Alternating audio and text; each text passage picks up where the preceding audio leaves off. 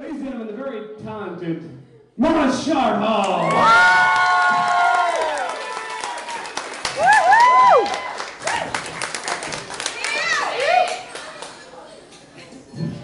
No fucking pressure at all. It's good to be finally doing a show in Dundalk anyway.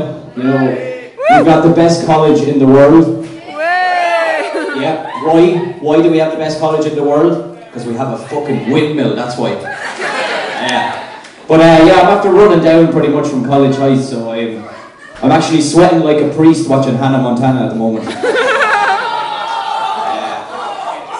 That's a simile, you know, for those of us that were in secondary school, we learned similes, you know, we learned as strong as an ox, you know, did you ever use that? As safe as a house, that doesn't really apply in College Heights. So I started coming up with my own ones. How about as predictable as a homeless person standing beside an ATM with a paper cup? Or as tentative as a girl who gets her period in front of a great white shark. Now if that ever happens to you girls, you're fucked. But sometimes I wake up in the morning, I ask myself questions. I ask myself, why doesn't Cheryl Cole have Brian Cowan's lips?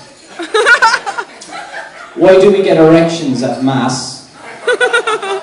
Why do McDonald's put gherkins in burgers? And why do TV executives assume that deaf people only watch television at 3 o'clock in the morning? But this is for the lads here tonight. Lads, do you remember going into primary school for the first day? The first thing when you go into primary school, you're faced with a urinal.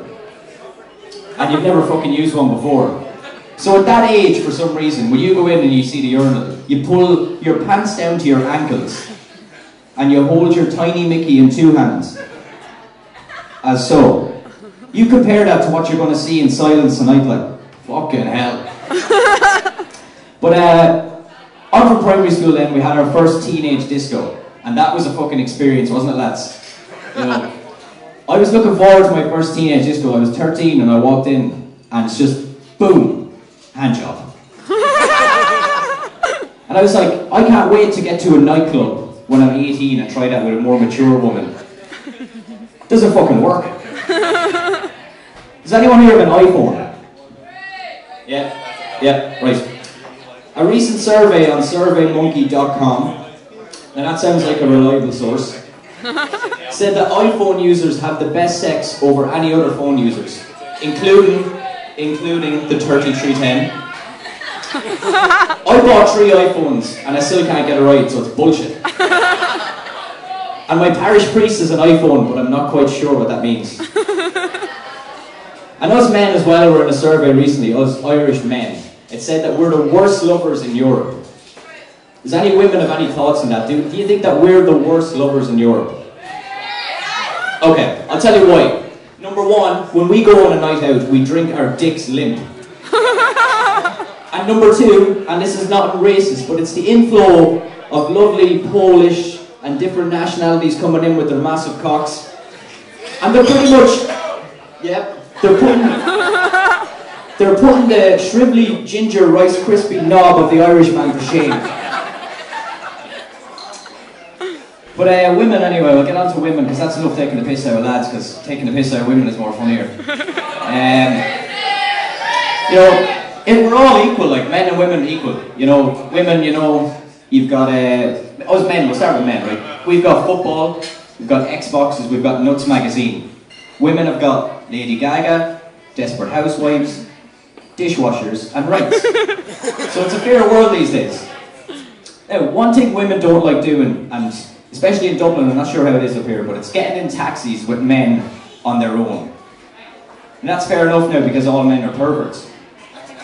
But if you put the shoe on the other foot, lads, and you're waiting for a taxi, and a woman pulls up, she's missing half her ear and she's got a mole on her nose, you'd still let her bring you up to the mountains and fuck you sideways. Because that's the main difference between men and women, is men don't really mind being raped as such. But I'm going to finish on a lighter story. You know, I was with a friend recently in Dundalk, actually. Where else? And was in Boots down in the marshes, and we were doing something that men find very hard. We were looking for condoms. So basically we were kind of scanning through the aisles trying to avoid all the L ones and so on and so forth. And we got to the condoms and we're like, which ones do we choose? Because there's such a variety of condoms these days. There's like Ribbed, Performa, Pleasure Max, Colour, or so I'm told. But there's that amount of them, so we didn't know what to pick. So in the end my friend said, oh, you'll have to go with the blue one. And I said, why will I go with the blue one? Because he said, that's the one that'll keep you safe in case you go home and write an ugly one tonight. But the interesting thing about the condoms was, right beside them there was earplugs. And my friend said, wow, that's brilliant. So imagine this, you could take her home. Not only can you write her, but you wouldn't even have to listen to her. That's it for me, thanks very much guys.